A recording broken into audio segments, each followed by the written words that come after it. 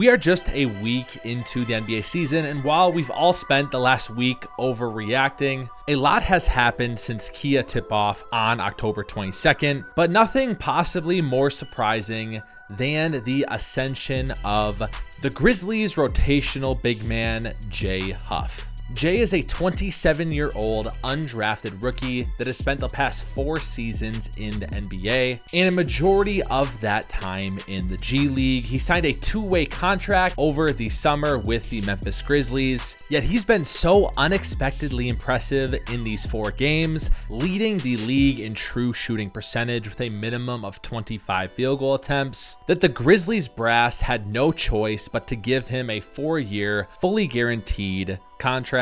How is a 27-year-old undrafted free agent that's never played meaningful minutes in the NBA before accomplishing this out of seemingly nowhere? Today in this video, we will answer that question as we dive into the story of Huff. Today's video is brought to you by Autograph. Autograph is the first of its kind app that rewards your fandom for your favorite NBA teams. The way it works is it curates a feed inside the app of your favorite creators from your favorite NBA team, and the more you engage with it, the more coins you earn, which unlock giveaways like this Jason Tatum signed jersey, and when it comes to playoff time, playoff tickets. They gave a lot of playoff tickets away on this channel just last year. But my favorite part is a new feature they added called Rooms. We've created a hardwood room in partnership with them, and I will be live inside of that room for various NBA games throughout the season, including this Friday, November 1st, when the Denver Nuggets take on the Minnesota Timberwolves, a rematch of that amazing 7-game series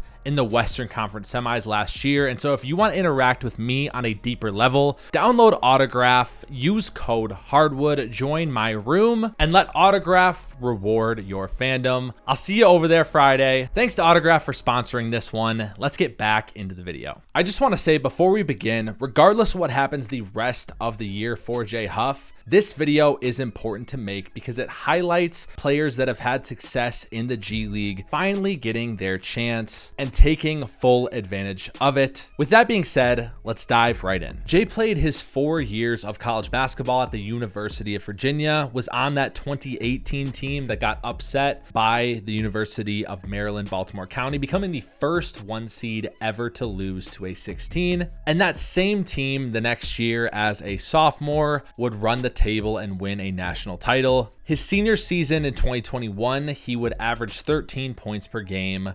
7.1 rebounds, and shot 38.7% from 3 as a 7-footer while getting all ACC defense. And to me, when you hear that, you think, okay, there has to be a place in the NBA for a 7'1" center that plays good defense and can shoot the 3 ball. Unfortunately, NBA GMs did not agree, and he would go undrafted in the 2021 NBA draft. There was some chatter about him going late in the 2nd round, but ultimately it did not end up happening. He would sign with the Washington Wizards, but get placed on waivers just 2 months after that before the opening season, before getting picked right back up with a 2-way contract with the Los Angeles Lakers. He'd appear in just 4 games throughout that season, spending 28 games in the G League that year, with actually a pretty strong season, 15.7 points per game. In 2023, he would become the G League Defensive Player of the Year, averaging 15 points per game, shooting 40% from 3,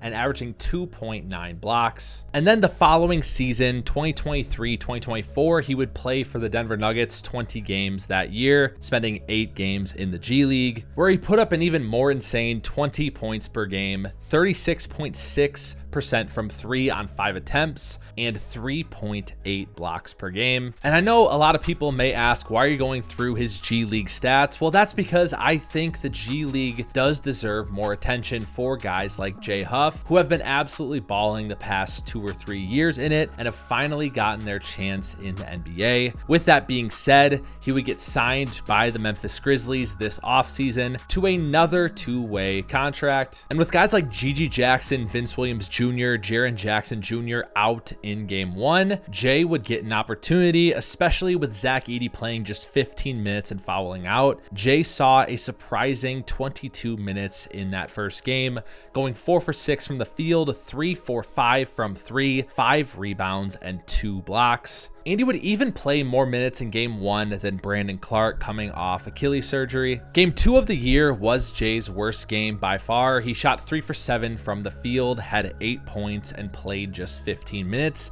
in a blowout that the Grizzlies lost. But it was in game 3 versus the Magic that I believe Coach Taylor Jenkins and GM Zach Kleiman saw something special in Jay. He went 7 for 9 from the field, including 3 for 5 from 3 in just 19 minutes of play, and this was with Jaren Jackson Jr. back. And then again, in another loss for the Grizzlies, a close one versus the Bulls, he would have 10 points on 2 for 3 from 3, giving him a stat line on the year of 12.3 points per game in just 18.8 minutes, shooting 58.8% from 3 on 4.3 attempts per game, and averaging 1.8 blocks. When I was reading some scouting reports, one knock on Jay was a lot of guys didn't think he was big enough to rim protect in the NBA. And I totally get what they're saying. He still has some work to do in that regard, but he is showing flashes of the defender he can be,